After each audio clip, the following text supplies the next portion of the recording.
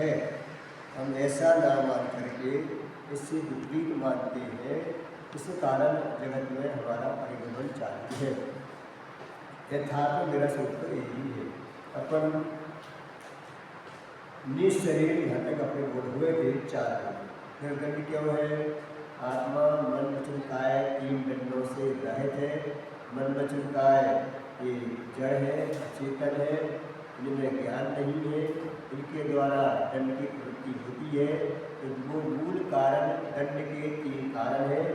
आत्मा इन तीनों से रहित है। आत्मा में न मन है, न आत्मा में वचन है, न आत्मा में काय है।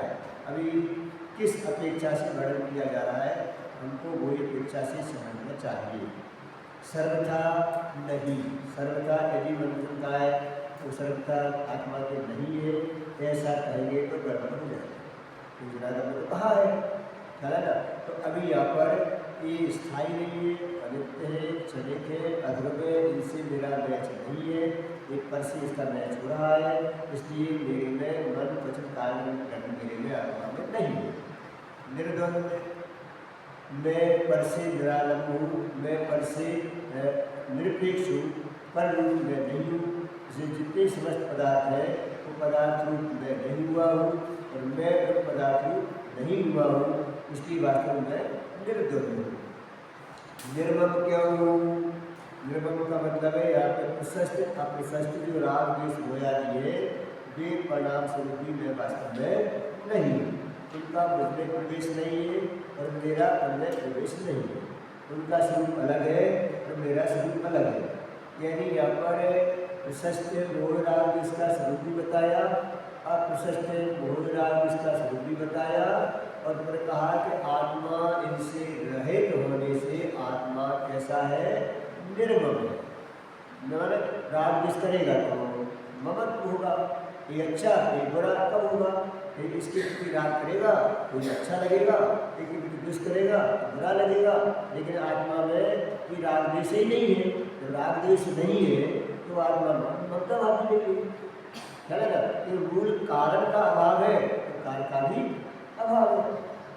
आटे का अभाव है, रोटी का भी अभाव है, क्योंकि बिना आटे की रोटी बनेगी क्या? ऐसी बिना कारण के कार्य होगा क्या? इसलिए मैं कैसा हूँ? निर्मल। ठीक है ना। फिर कहा था निकल्लो, निकल्लो माने कल माना होता है शरीर। देखो कल माना है, एक तो कल होता है कल करेंगे, कल कभी आता है सुबह? कभी नहीं आता। जो इसने कल कहा कल करेंगे माने वो कभी नहीं करेंगे। ठीक है ना। एक कल बीता कल, एक कल आने वाला कल, एक कल माने कल पुर्जे, कल पुर्जे गाड़ियों में कल पुर्जे होते हैं, और कल माने हमें शरीर। तो आत्मा भी शरीर है, आत्मा शरीर से रहता कहाँ है? बाहर में रहता कहाँ है? ये रहता शरीर में है। रहता कहाँ है? शरीर में रहता है, और शरीर से भिन्न है। शरीर आत्मा, शरीर आत्मा नहीं है। आत्मा कैसा है? निशरीर है, क्योंकि वो जो रहने वाला स्थान क्षणिक है और आत्मा नित्य है, तो उसका दोनों का मैच नहीं होता है। तो वास्तव में तो इसमें रह करके भी इस रूप आज तक हुआ नहीं है। न औदार्य स्वरूप हुआ है, न व्यक्तिगत हुआ है, न तेजस हुआ है, न कारणारूप हुआ है, न हारक रूप हुआ है। रूप आत्मा आज तक हुआ ही नहीं। जैसे अभी वर्तमान में हमारे सहयोग में कौन कौन से शरीर है? वर्तमान में अभी हमारे सहयोग में कौन कौन शरीर है? 3। कौन कौन से? औदारिक, तेजस, कारण। औदारिक माने परिभाषा पढ़िए बोलिए। औदारिक किसे कहते हैं? तेज किसे कहते हैं? कारण किसे कहते हैं? कारण हो गया आत्मा का संग। तेजस को कार्य उत्पन्न करें। औदारिक जो कर्म परमाणु, हाँ आगे अपने बालकों से स्टार्ट हुआ है तो सिद्धांत परिभाषा आ गई है। जो कर्म बन रहा है औदारिक शरीर परिवर्तन करे उसको शरीर कहते हैं। इतने सारे ज़्यादा थोड़ी है। और जो जिससे कांति उत्पन्न करे, चमक उत्पन्न करे उसको शरीर कहते हैं। 8 कर्मों समूह को कर्म शरीर कहते हैं। इन 3 शरीरों का अभी वर्तमान में संयोग है कि नहीं? तो आत्मा क्यों नहीं है? क्योंकि जब ब्रेक जब यहाँ से छूटता है तो एक शरीर छूट जाता है, दो शरीर रहते हैं। जब सिद्धालय में आता है तीनों का अभाव हो जाता है। तो यदि शरीर रूप आत्मा हो जाए तो फिर आत्मा शरीर में त्रिकाल रहे। तो ये त्रिकाल आत्मा का स्वभाव नहीं होने से यहाँ पर कह दिया वो शरीर आत्मा नहीं, आत्मा नहीं शरीर। इसके अपेक्षा कहा त्रिकाल साथ में रहने वाली नहीं है। इस अपेक्षा से उस दृष्टि से कह दिया कि आत्मा शरीर रहित है, आत्मा शरीर नहीं है। यह तक अपना आ गया। चलो आगे बढ़ते निरालंबन। आत्मा को किसी के आलम्बन की आवश्यकता नहीं है। निरालंबन हो ना, आलम्बन की आवश्यकता नहीं। अब यह बड़ा विरोधाभास है। सारे निरालंबन आलम्बन आलम्बन की व्याख्या की। अभी वैसा बोल रहे थे, समझिए वैसा बोले ना, व्रत का आलम्बन, नियम का आलम्बन, संयम का आलम्बन, निरालंबन है। मुनिराज को 28 गुणों का आलम्बन, वो आलम्बन नहीं हो तो उनका प्राणा विचलित होती है। हमको जर्मानी का आलम्बन, दीक्षा गुरु का आलम्बन, अरे है क्या नहीं? तो जी करें निरालंबन है। तो किसकी बात स्वीकार करें, किसकी नहीं करें, कोई समस्या है। क्या कह रहे हैं? अवलंबन शब्द का अवलंबन की परिभाषा के लिए देखो भाई, परिणाम बिगड़े ना तो सब समागम करना, अच्छे साधनों का अवलंबन करना, जनागम का अवलंबन करना, जनागम के नजदीक रहना, धर्म के प्रति लगना, जैसा उनके प्रति बैठना, अपने परिणाम सुधारने के लिए उसका अवलंबन लेना। सारे जनागम में अवलंबन की व्याख्या की गई और अवलंबन की प्रेरणा दी गई। आचार कुल को देख करेंगे निरालंबन है, कोई समस्या है ना? तो निरालंबन है क्या नहीं? आलम्बन नहीं चाहिए, बिना आलम्बन तो होगा नहीं काम में। जो सर्वथा आलम्बन रहित मानता है वो व्यवहार के ज्ञान से रहित है। क्या कहा? आत्मा को सर्वथा निरालंबन मानता है, वह व्यवहार ज्ञान से रहित है। क्यों? उसको दोनों का ज्ञान नहीं है, अभी अधूरी अवस्था है। अधूरी अवस्था में जनागम में वो अवलंबन कहा जाएगा, अवलंबन लिया जाएगा। उस समय भी एक लगती है कि आत्मा तो निरालंबन है। आत्मा निरालंबन ऐसा विचार करते हुए और आलम्बन ले रहा है। जैसे हमको सम्य शिखर जाना है, तो सम्य शिखर जाना है तो हमको गया का ज्ञान होना चाहिए कि नहीं होना चाहिए? और गया में पहुंच गए, गया में गाड़ी चेंज करना है, गया में गाड़ी चेंज करना है, तो गया उतरे कि नहीं उतरे? अरे गया का अवलंबन ले कि नहीं है, उतरे कि नहीं उतरे? लेकिन यदि गया कोई शिखर जी मान लिया तो शिखर जी के पहुँच पाएंगे क्या? उसकी अवलंबन ले लिया तो आगे रास्ता रहेगा क्या? रास्ता बंद हो जाएगा, है ना? तो उसको तो दोनों ही ज्ञान है। क्या कहा? कौन सी अवस्था में कितना क्या है उसकी अवस्था बात है। मूल में सिद्धांत में रखना कि वास्तव में आत्मा को कोई अवलंबन नहीं है, लेकिन बाहर में कौन सी अवस्था है, उस अवस्था में इसका अवलंबन लेना, तो वो व्यवहार से ऐसा अवलंबन राग का और निमित्त का ज्ञान कराना, ये व्यवहार का काम। काय का? राग का और निमित्त का ज्ञान कराना ये काय का काम है? व्यवहार का काम। व्यवहार को व्यवहार रूप से स्वीकार करना। व्यवहार भी उपाधि है, किस रूप में? व्यवहार को व्यवहार रूप में उपाधि कहा। दोनों ने उपाधि है कि नहीं? एक ने छोड़ने, एक ने ये है और एक ने उपाधि, ऐसा है क्या? जनागम में आएगा, एक ने ग्रहण करने योग्य है, एक ने छोड़ने योग्य है। मैं कह रहा हूँ एक ने, दोनों ने उपाधि है, एक ने जानकर ग्रहण करने योग्य है, एक ने जानकर छोड़ने योग्य है, ऐसे दोनों उपाधि। बोलो है क्या नहीं? सात्विक उपाधि है क्या नहीं? अरे सात्विक उपाधि है क्या नहीं? सात्विक में आश्रमबद्ध आए कि नहीं आए? तो आश्रमबद्ध उपाधि है। अरे आश्रमबद्ध उपाधि है, पहले बोल दिया कि उपाधि कहा सात्विक को, प्रयोजन भूत का सात्विक को, उपाधि कैसे नहीं हो सकते? उपाधि आश्रमबद्ध उपाधि है। पाप का श्रद्धान करना सम्यक दर्शन है कि नहीं? पाप का श्रद्धान करना सम्यक दर्शन है या नहीं? फ्रांसी, पाप का श्रद्धान करना सम्यक दर्शन है या नहीं? है या ना? धीरे धीरे भटक रहा है, क्योंकि ये शंका ना हो। अरे ठोस करो, पाप को पाप को स्वीकार करना। क्या कहा? पाप को पाप को स्वीकार करना, ये समझते है ना। आश्रमबंध क्या है भाई? अरे आश्रमबंध क्या है? उनको उपाधि कैसे कहा? आश्रमबंध को जानकर छोड़ने की उपाधि है। आश्रमबंध को जानकर के छोड़ने योग्य उपाधि। उपाधि को नहीं हुए, कैसे उपाधि हुए? जानकर छोड़ने योग्य उपाधि। क्या लगा? तो विचित्रता है। कपड़ा गंदा होता है, साबुन लगाते हो? साबुन लगाते हो? महंगा साबुन लेके आए हो, साबुन लगाते हो, तो साबुन लगाने के बाद में ऐसे ही रखते हो कि धोते हो? मूर्ख हो, जब धोना था तो लगाया तो सुबह इतना महंगा साबुन लेके आए और कपड़े में लगाया और पानी में धो दिया, तो कोई मूर्ख नहीं देगा अपन को। इतना महंगा साबुन लाए, लगाया, धो दिया, पागल हो गए। सृष्टि उचित है क्या निश्चित है? लगाओगे भी और धोगे भी। अरे लगाओगे भी और धोगे भी। यहाँ ऐसे ही कि पहले ज्ञान भी करेंगे, ज्ञान भी होना चाहिए और ज्ञान में बाद में उसको हित बनाना। देव सागर भक्ति का ज्ञान भी होना चाहिए और राग भी आएगा, लेकिन राग में इष्ट बुद्धि नहीं होना चाहिए। भूमिका अनुसार नियम से राग आएगा। प्रथम भूमिका में देव सागर का उल्लंघन होगा, नहीं होगा ऐसा नहीं हो सकता। एक बार प्रत्युक्ता होती थोबन जी, उज्जैन वाला का समय लगा हुआ था और प्रत्युक्ता होती थोबन जी में, उसमें एक ऐसा विषय रख दिया। कभी आप ऐसा विषय यहाँ भी रखें, टेक्निकल बात अपन जो करता है गोष्ठी जो है, कभी कभी बक्सरी में भी रखना, डिबेट, वाद विवाद करना। उसका विषय था शुभ भाव का मोक्ष मार्ग में क्या स्थान है। एक को विषय था कोई स्थान नहीं है निगेटिव में, एक को सिद्ध करना का स्थान है। क्या कहा? एक को सिद्ध करना का स्थान है और एक को सिद्ध करना का नहीं करना का स्थान नहीं है। डिबेट थी और उसमें लगभग सब शास्त्री लोग थे। अचानक हरण जादू ने कहा, सूरज जी उनको गोष्ठी बोलना है, एक वक्ता कम हो गया आधे घंटे पहले।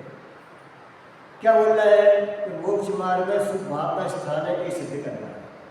लेकिन भाई तुम गलत प्रश्न दे रहे हैं मेरे को। शुभ भाव का बंध का कारण है, शुभ भाव का मोक्ष में क्या उपयोगिता है, क्या कैसे हो सकता है, तुम्हें सिद्ध करना है। क्या है? कैसे सिद्ध करना है? मोक्ष मार्ग में शुभ भाव का स्थान नक्की करना है। पक्का हो गया? अब उसे तो करना ही पड़ेगा। तो पहले बोला कि देखो भाई यहाँ वक्तव्य है, वक्तव्य के हिसाब से मैं बोलूँगा, मेरी श्रद्धा में क्या है मुझे पता है। क्या कहा? श्रद्धा में क्या है ये मुझे पता है, या वक्तव्य मुझे विषय दिया गया है, विषय के प्रति ईमानदारी से बोलूँगा। फर्स्ट नंबर मैंने ऐसे स्टार्ट किया, यदि शुभ भाव का मोक्ष मार्ग स्थान नहीं होता तो अरविंद जी आपने ये शिविर क्यों लगाया? शिविर क्यों लगाया? इतने लोगों को बुलाया, कोई स्थान नहीं होता तो मोक्ष मार्ग की कोई वैल्यू कीमत नहीं होती तो क्यों लगाया? फर्स्ट नंबर मेरा क्वेश्चन, इसका जवाब चाहिए मेरे को विरोधी बात से। सेकेंड नंबर का क्वेश्चन, ये जिनालय ने क्यों निर्माण किया? शुभ भाव को स्थान नहीं होता तो जिनालय स्थापित क्यों किए और सबको देव दर्शन का की प्रेरणा क्यों दे रहे हो? ठीक है, देव ने प्रेरणा दे रहे हो, जिनालय बना रहे हो, कुछ तो है ना मोक्ष मार्ग में। सिद्ध क्षेत्रों की वंदना करने की प्रेरणा क्यों दे रहे हो? ठीक है ना। मुनिराज 28 गुणों पालन क्यों करें? क्योंकि सब शुभ भावी है ना, क्यों करें? इस श्रावक अनुव्रत पालन क्यों करें? बेकार में क्यों खर्च करा रहे हो? अरे कुछ तो है क्या नहीं? कोई वैल्यू कीमत है क्या नहीं? नक्की करो। अंत में बहुत सारे को 5 मिनट था, बहुत बोलने के बाद में अंत में एक उदाहरण दिया कि देखो मोक्ष मार्ग में इस शुभ भाव का उनका क्या स्थान है। मैंने उदाहरण दिया था सर्कस का। सर्कस में झूला झूलती बालिका, देखा किसी सर्कस देखा हो? सर्कस देखा किसी? वो झूला झूलती है तो यहाँ से झूले पर जाती है, इधर हाथ छोड़ देती है, दूसरा पकड़ लेता है, वो पैर पकड़ लेता है, हाथ पकड़ लेता है और बीच में से ही इधर झूला छोड़ दिया तो इधर हाथ पकड़ लेता है। देखा? फिर इधर से वो आई और वो इधर से आया और उसने छोड़ दिया, उसने उसको वो टंगा हुआ है और उसने हाथ पकड़ के झूला दिया। टीका लगा के दिया, ये देखा झूला झूलते हुए? उसके नीचे एक जाल लगा रहता है, जाल लगा रहता है। समीक्षा जाल क्यों लगा रहता है नीचे? ये तो एक्सपर्ट है, होशियार है। जाल को जाल समझे ना, जाल लगा रहता है जमीन से लगभग 5-7 फुट 10 फुट पर जाल लगा रहता है उनके नीचे। जाल क्यों लगा रहता है? तो गिरना उनका इज्जत है कि बेइज्जती है? गिरना अच्छी बात है कि बुरी बात है? गिरेगा तो आप उसको अच्छा कहोगे कि बुरा कहोगे? क्या कहोगे? बुरा कहोगे ना, अच्छा तो नहीं कहोगे ना, कलाकारी में अंतर पड़ेगा ना। तो वो जाल क्यों लगाया गया है? तो वो जाल का उद्देश्य क्या है, जाल का स्थान क्या है कि चूंकि परफेक्ट है, पूरी तरह से पूरा सीखा हुआ है, अनुभव किया हुआ है, सब कुछ किया हुआ है, कदाच 1 सेकंड के लिए कितनी है ना, अगर झूला यहाँ से उधर गया और उसका झूला इधर आया, उसको झूला छोड़ना था और उसको पकड़ना था। अब 1 सेकंड में यदि वो झूला इधर हो जाए तो क्या होगा? अरे क्या होगा? जाल में गिरेगी। फिर होशियार बालिका हुई, जाल से तत्काल उछल करके जाल उछलती है, उछल के झूला पकड़ सकती है, पकड़ सकती है ना, झूला पकड़ सकती है। जाल नहीं लगा हो और 1 सेकंड में नीचे गिरे, फिर उठ सकती है क्या? क्या होगा? क्या होगा? विचार करो, क्या होगा? सृष्टि क्या होगा? है हाथ पैर टूट जाएंगे, सिर फूट जाएगा, उठने लायक तो नहीं रही, उठने लायक तो नहीं रही, दोबारा झूले लायक तो नहीं रही उस समय से कम पक्का है ना। तो बस जो स्थान सर्कस में झूलती हुई बालिका के लिए जाली का स्थान है, वो स्थान मोक्ष मार्ग में गिरते हुए, ऊपर से गिरते हुए जीवों के लिए शुभ भाव स्थान है। शुभ भाव में गिरना अच्छा नहीं है, जाना अच्छा नहीं है, उसने अपनी बेइज्जती की है, उसको नहीं अच्छा लगता है, लेकिन गिरा तो वहाँ से उठ सकता है। और यहाँ से यदि असल में चला गया, असल में चला गया तो क्या हालत होगी? असल से बचने के लिए उस में आया है, उस में ठहरना नहीं चाहता है, उसका अवलंबन लेना नहीं चाहता है, लेकिन उस स्थिति में अवलंबन लिया ना, लेना उचित है क्या? उचित नहीं है, तो भी अवलंबन लिया। ऐसे ही धर्मात्मा ज्ञानी भी शुभ भाव का, राज का, निमित्त का अवलंबन लेते हैं, लेकिन नियम से अंतर्गत काली भगवान आत्मा निरालंब है, ऐसा ही निर्धार है, ऐसा ही सिद्धांत है। वो अवलंबन लायक नहीं है, अवलंबन लेने योग्य नहीं है, लेकिन कदाच अधूरी दशा में, अधूरी अवस्था में उसका अवलंबन लिया जाता है। ये ऐसा लेना, ये ही वास्तव में निश्चय ज्ञान का मूल में ज्ञान है, अन्यथा ये ज्ञान नहीं। सर्वथा मत लगाना, सर्वथा आत्मा निरालंब है ऐसा भी नहीं है, सर्वात्मा आलम्बी है ऐसा भी नहीं। जब अपने दृढ़ स्वभाव को श्रद्धा करता हुआ बाहर में जो राग आता है, जो बाहर में निमित्त का अवलंबन लेना पड़ता है, वहाँ वो रुकना नहीं चाहता है, रहना नहीं चाहता है, उस समय भी मैं तो निरालंबी हूँ, मैं इसके अधीन नहीं हूँ, ऐसा ही श्रद्धान है।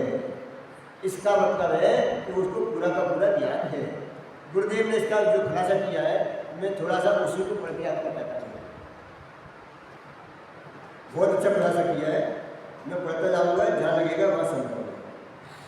निश्चय से परमात्मा को परद्रव्य का अवलंबन नहीं होने से आत्मा निरालंब है। परद्रव्य आ गए ना, देव गुरु भी आ गए, और वो जितने जो प्रणाम जितने सब आ गए, साधक भी आ गए, जितना भी लगाओ सबका सब उसमें शामिल हो गया। आत्मा को देव गुरु का अवलंबन तो नहीं, परंतु दया दानादि भाव का भी अवलंबन नहीं है। भैया दान करना, दया पालना, दया पालने से धर्म होगा, इसके अवलंबन से तुम्हारे परिणाम ठीक रहेंगे। स्वाध्याय करना, स्वाध्याय करने से तुम्हारे परिणाम ठीक रहेंगे, इसका भी अवलंबन नहीं है। क्यों? आत्मा को अपने शुद्ध भाव का अवलंबन है। इसका आत्मा को अपने शुद्ध भाव का अवलंबन है, किंतु पर का अवलंबन किंचित मात्र मात्र भी नहीं है, इसलिए निरानंद है। अब सुनो, व्यवहार शास्त्र में कदाचित ऐसा कथन आता है, जिनागम में कुछ कथन ऐसा भी आता है कि सम्यक दृष्टि को स्वभाव का तथा भगवान का अवलंबन है। इसको सम्यक दृष्टि को किसका अवलंबन है? स्वभाव का अवलंबन है और भगवान का अवलंबन।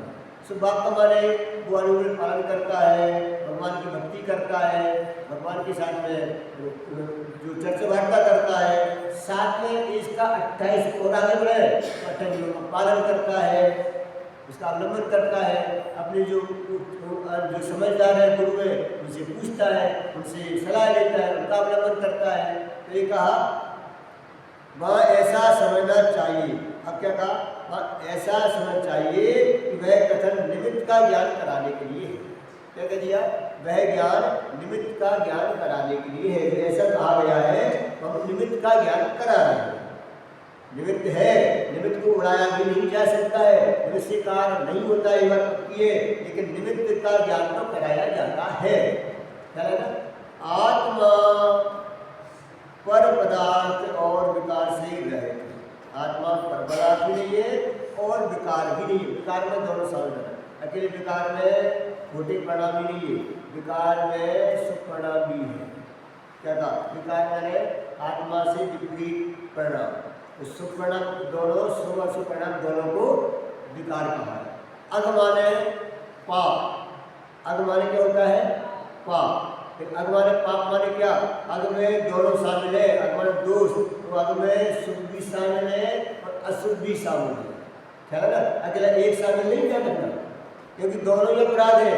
एक अपराध से अधोगति जाता है, एक अपराध से स्वर्गादि हो जाता है। अंतर इतनी है ना, अपराध तो दोनों ही, संसार के कारण तो दोनों ही। और देखो,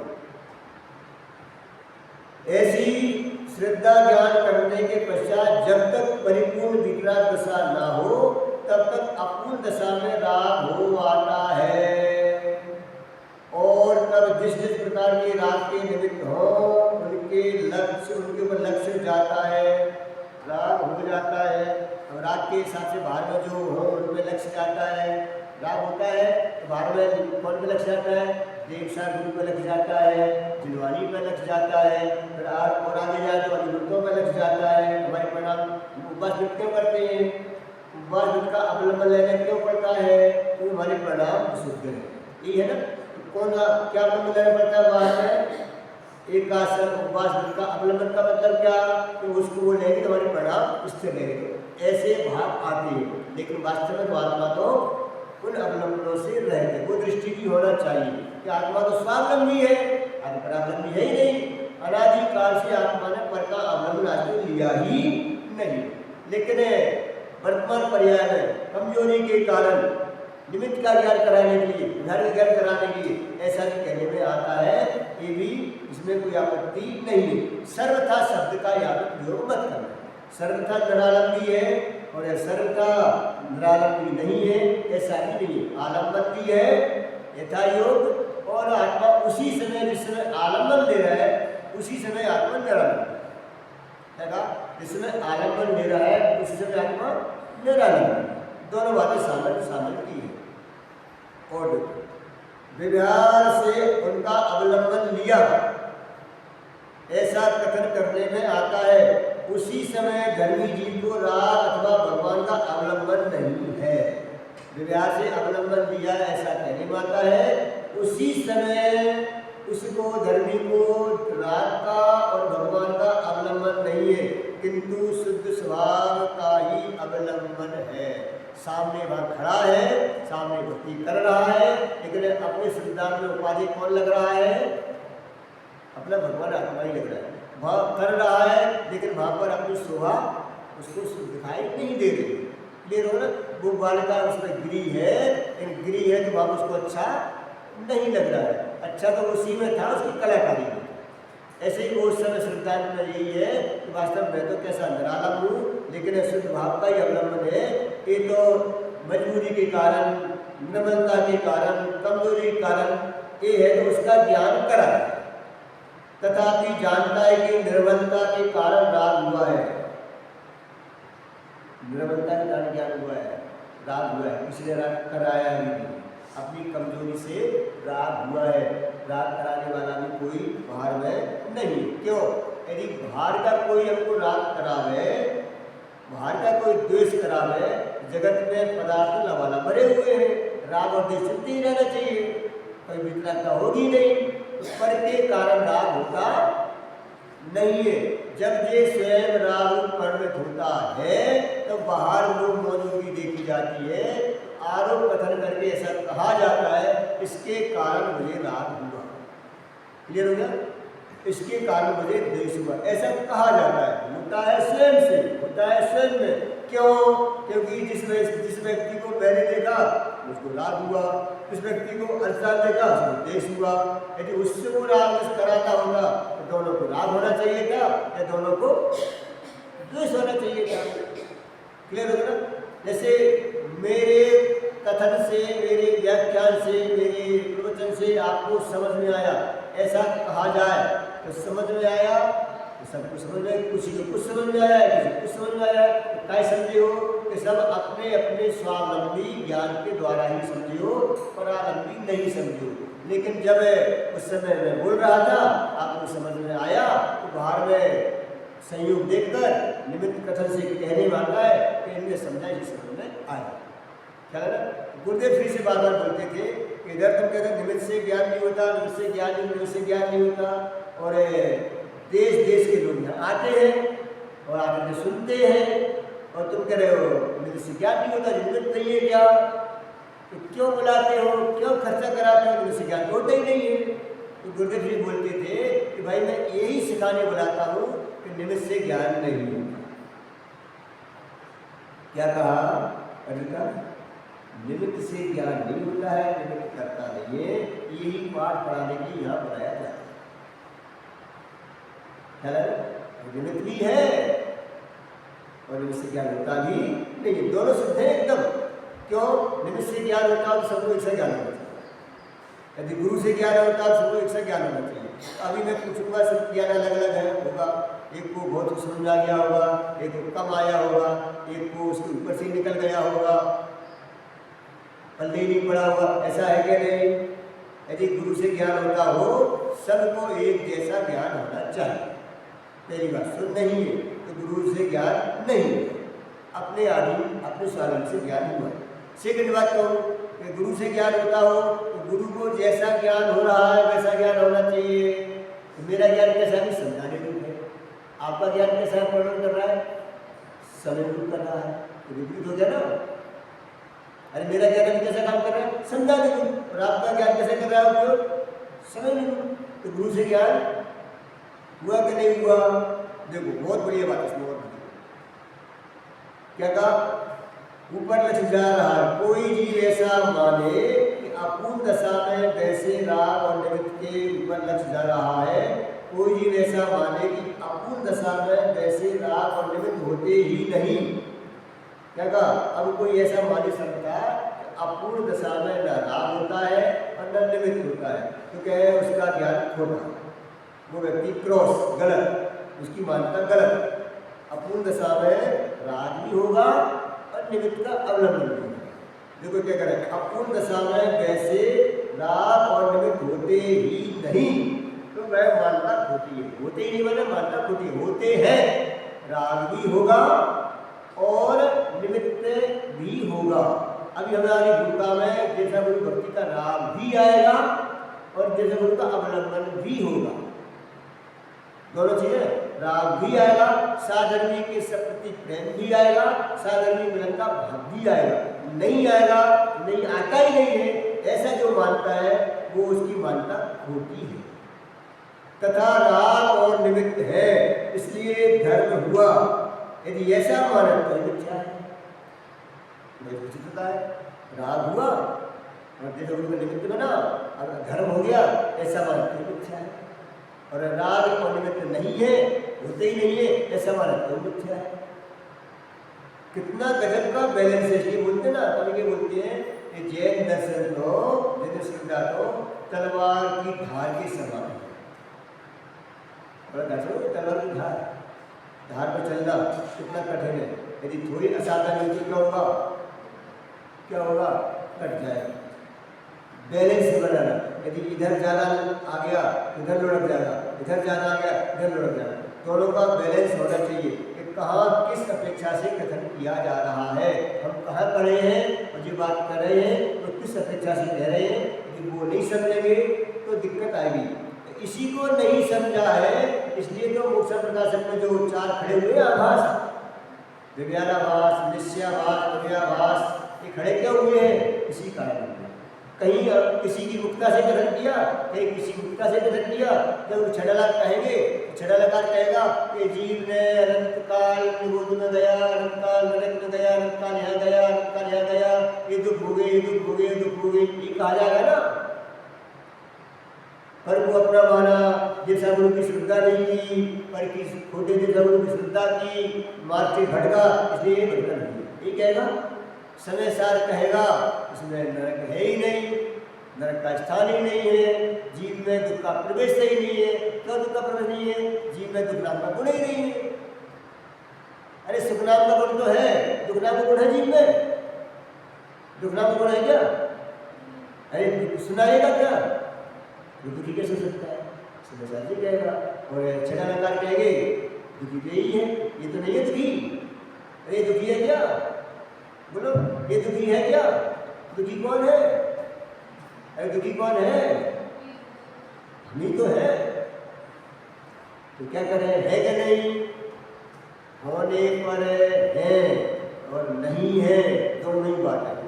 क्योंकि यदि दुखी हो गए तो जिस चीज जो जीव दुखी है वो जीव सुखी होता है। सुख नाम का गुण तो है, दुख नाम का गुण तो आत्मा में नहीं, तो दुख कैसे हो सकता है? और सुख जिससे मानता है उसमें सुख नाम का गुण नहीं है, जिसमें सुख है उसे सुख मानता नहीं है। बड़ी विचित्रता है? इसमें सुख नाम का गुण नहीं है तो मोबाइल से सुख मानता है, मजा मानता है, मजा आ रहा है, हाथ में मोबाइल आ गया और इसमें सुख नाम का गुण नहीं है। और जब सुख नाम का गुण है तो सुख नहीं मानता है, क्या है ना। तो जनार्दन में जो अपेक्षा है वो अपेक्षा नहीं समझे तो भी बड़ी दिक्कत है। क्या कह दिया, राग और निमित्त है इसलिए धर्म हुआ, ऐसा यदि माने तो भी मिथ्या है। वे जीव निश्चय और व्यवहार दोनों में से किसी को भी नहीं जानते, न निश्चय को जानते न व्यवहार को जानते, है ना। ये झगड़ा, ये निश्चय वाले, ये व्यवहार वाले, ये मित्र पक्ष, ये हमारा, तो ये झगड़ा ही निश्चय वाले निश्चय को नहीं जानते और व्यवहार वाले व्यवहार को नहीं जानते। यदि दोनों नयों को जाने तो कहीं विरोधाभास है ही नहीं। अरे विरोधाभास है क्या है?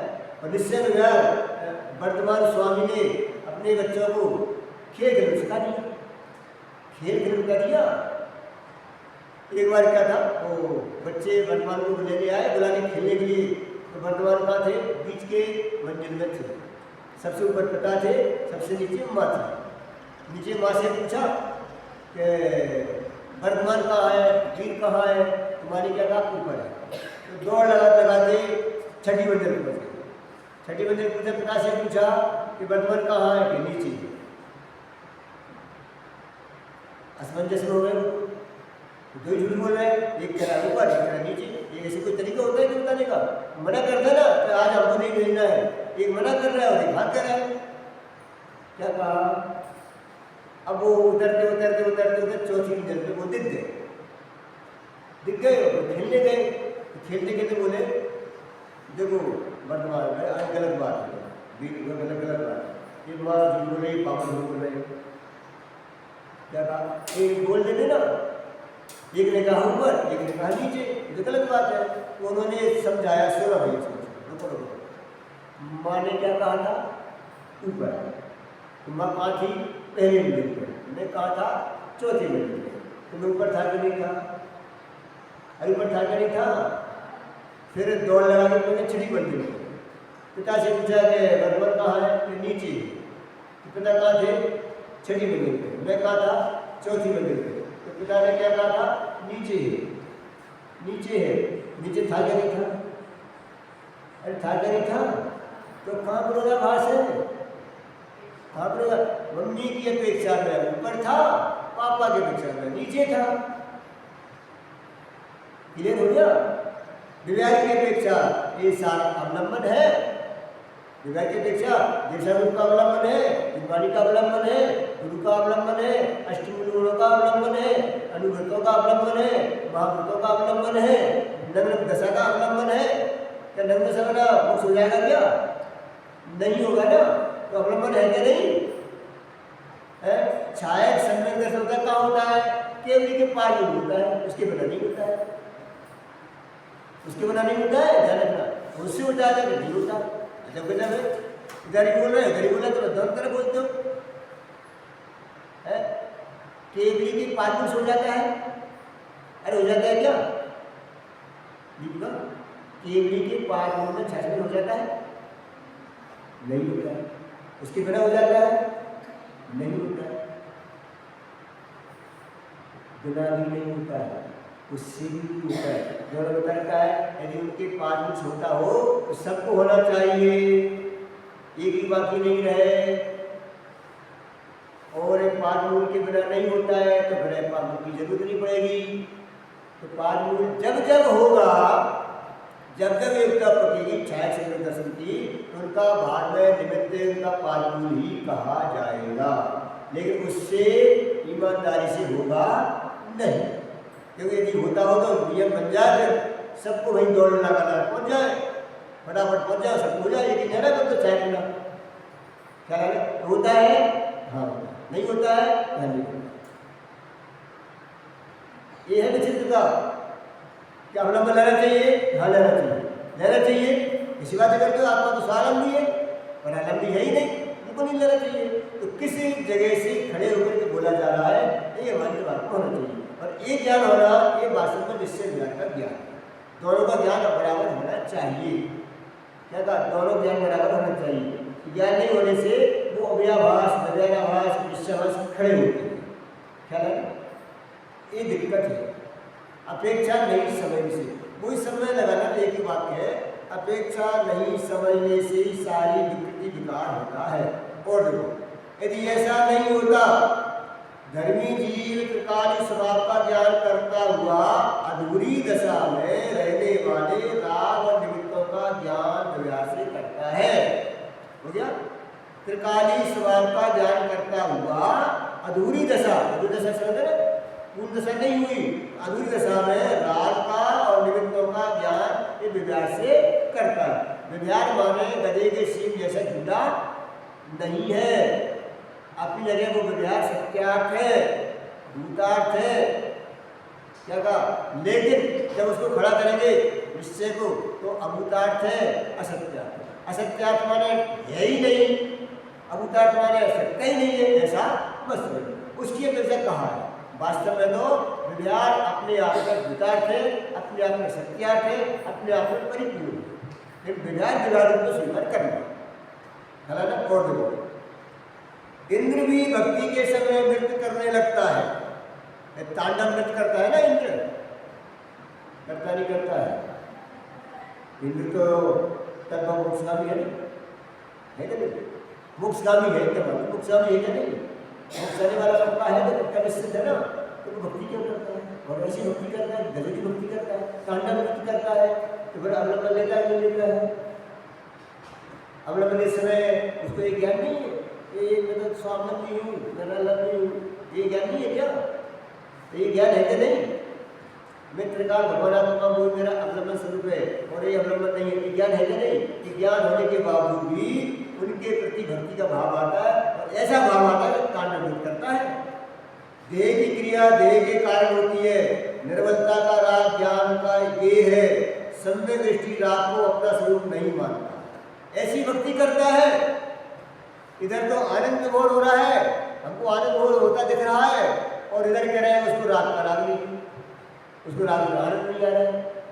गजब बात होगी अर्चिता, ये तो ऐसा बात हो गई क्या? मैं बिल्कुल ढोल नवागे से भैया नृत्य कर रहे हैं, नाच रहे हैं, मन मयूर ऐसा नाच रहा है, कुछ जरूरत नहीं है, और कह रहे हैं इसमें आनंद नहीं आ रहा है। कैसे स्वीकार करेंगे? अरे बेचो, ये कोई नाच रहा है और प्रसन्न होकर नाच रहा है, और कह रहे इसको आनंद नहीं आ रहा है। जैसे लगे जिनवानी कह रही है कि ये हंसता हुआ, खेलता हुआ, नाचता हुआ, इसको ये अच्छा नहीं लग रहा है।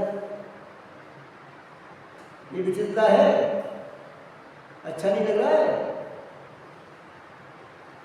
क्या कहा, उदाहरण के लिए देखो, गोली खाते हो ना, पहले स्टार्ट में गोली खाते थोड़ी तकलीफ से लगती है, अब गोली जीवन की एक अंग बनती है। सुबह शाम में गोली मुस्कुराते हुए, गाते हुए, गाते हुए, गोली फटाफट मुस्कुरा रहा है, गोली खा रहा है। अब वो उस समय मुस्कुराता हुआ, हंसता हुआ गोली खा रहा है, तो उसको गोली के प्रति अभिसंधान अच्छा है कि खराब है, ये मन से बता रहा है। हमको देखने में लग रहा है मांग मांग खा रहा है, दे दे जल्दी फटाफट दे मेरी गोली, मांग रहा है ना, मांग रहा है माने अच्छा लग रहा है, पसंद है, तो कोई टेंशन नहीं है नंचमात की, टेंशन नहीं है नंचमात की, तो भी इस स्थिति में भी वो गोली के प्रति उसकी उपाधि बुद्धि है कि हे बुद्धि? अब बता दो, हे बुद्धि मांग रहा है, दे दो मुझे, एक और दे दो मुझे, मांग मांग खा रहा है, प्रसन्न हो रहा है, देखो चार को दिखाई, एक भी नहीं खाई, ऐसी बातें भी कर रहा है। तो उस समय भी हे बुद्धि है कि नहीं? ऐसी धर्मात्मा ज्ञानी भी भक्ति करता है, तांडव नृत्य करता है, लेकिन उसमें तांडव नृत्य में भी उसको अच्छा नहीं लगता। वो पढ़ना 32 में पढ़ो, 32 में पढ़ो, उसमें अपनी रानियों से मनोरंजन करता है, साम नृत्य देखता है और बड़ा बिल्कुल बड़ी अच्छी अच्छी बातें करता है, बढ़िया बढ़िया भोजन कराती है, प्रसन्न होता है, अपनी महिमा वर्णन करता है, क्योंकि रानियों की महिमा वर्णन करता है, और महिमा वर्णन करते हुए अंदर त्रिकाली स्वभाव का वर्णन भी है।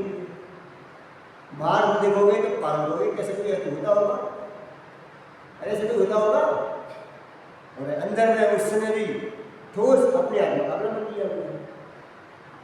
ख्याल है? देखो एक मैं बात पूरी करता हूँ। व्रत तप पूजा भक्ति का भाव यह राग है, इस भाव से तीर्थंकर नाम कर बंधे भय भी राग है, और उसका आश्रय करने योग्य नहीं, अपना शुद्ध आत्मा एक ही अवलंबन करने योग्य है, ऐसा जैसे भान है उसे ही धर्म के साथ प्रकट होती है। तत्वा सूत्र में विकार को स्वतंत्र कहा, इसको विकार को स्वतंत्र कहा, 5 भावों को स्वतंत्र कहा नहीं कहा, 5 भावों को स्वतंत्र कहा, उसमें और एक भाव आया नहीं आया, तो विकार है कि नहीं? विकार को क्या कहा? स्वतंत्र कहा। क्या कहा? उसका कारण यह है कि वह विकार करके कारण नहीं है। क्या कहा? तत्व स्वीकार क्या करे? वह विकार करके कारण नहीं है, और खुद देख कर रहे कि विकार करके कारण नहीं हुआ है। अच्छा बजट देखो, ये कह रहे आचार सब देख कर रहे विकार करके कारण नहीं है, स्वयं के कारण है, और आचार को देख कर विकार करके कारण हुआ है, स्वयं हो सकता नहीं। कैसी विडंबना है? एक शिष्य चेला करो, चेला करे कि विकार है स्वयं के कारण हुआ है, और वो विकार है पर के कारण हुआ है, इसकी बात माने, परंतु वह जीव स्वयं करता है, इस प्रकार वह पर्याय से बदलाना था, वहाँ पर पर्याय शब्द भी बदलाना था। पर्याय शब्द यही है कि विकार की पर्याय स्वयं की खड़ी की है, पर कारण विकार हुआ नहीं है। वो कहता है ना कि एक को देख कर गुस्सा होता है, एक को देख कर क्रोध करता है, एक देख कर राग करता है, उसके कारण क्या हुआ है? जिसके कारण होता है तो सबको एक सब परिणाम होना चाहिए था, हेतु दिया, इसलिए स्वयं की पर्याय में विकार खड़ा हुआ है, एक पर्याय से बदलाना था। स्वामी देव ने तत्वासूत्र में विकार को स्वतंत्र कहा। क्या है? और यहाँ विकार से रहित बताना था, विकार स्वभाव नहीं है, विकार का अभाव होता है, विकार प्रकार नहीं रहता है, स्वभाव प्रकार रहता है, ये बताना था। तो विकार जिसके लक्ष्य हो उसका, अरे विकार जिसके लक्ष्य हो उसका, तो राग का होता है कोई लक्ष्य बनता है, जो इसका होता है कोई लक्ष्य बनता है, चाहे ज्ञान में लक्ष्य बनेगा तो राग कुछ होगा नहीं। तो यहाँ उसको इस अपेक्षा से क्या कह दिया, क्या कह दिया? पर के लक्ष्य हुआ, और पर में नहीं होता है, पर में नहीं होता है, इसमें विकार नहीं होता है, इसलिए जीव का ही है, जीव की एक समय की विकार पर्याय है, तो विकार पर्याय का एक समय का सत्य है, एक समय का पर्याय का भी सत्य है। इस सिद्ध करने के लिए विकार आत्मा में होता है, पर में नहीं होता है। ऐसे करके आत्मा वास्तव में निरालंब है, आलम्बन से रहित है, स्वावलंबी है। यदि ऐसे स्वावलंबी आत्मा का हम अवलंबन करेंगे तो नियम से जीवन में निरालंबता आएगी, आलम्बनता से रहित अब उस बात को पहचान पाएंगे। विशेष